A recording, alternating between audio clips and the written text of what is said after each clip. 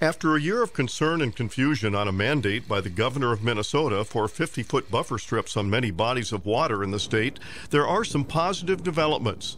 The Minnesota Board of Water and Soil Resources, known as Bowser, recently announced alternative buffer options. Farm groups like the Minnesota Corn Growers have been engaged in the process. We funded a literature review by Dr. Dave Mulla with the idea that he'll be able to come up with a decision tree that will will have the alternative practices that are equivalent to a 16.5-foot buffer, and then if you go the other way down the tree, the practices will be equivalent to a 50-foot buffer when it comes to resource protection. The buffer clarification bill could aid in the process of determining where buffer strips can do some good and where other management practices could be a better choice.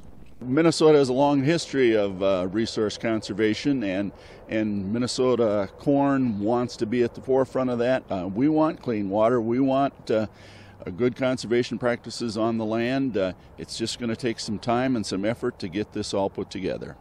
The University of Minnesota has been involved not only in research on buffer strips, but the impact of many different practices farmers use to be more sustainable. The original buffer bill did have a provision in it that alternative practices could suffice in replacement for a one-size-fits-all buffer across the landscape. What that clarification by Bowser does primarily is it goes back to these trained technicians at the county level and allows them to design what's necessary for water quality improvement.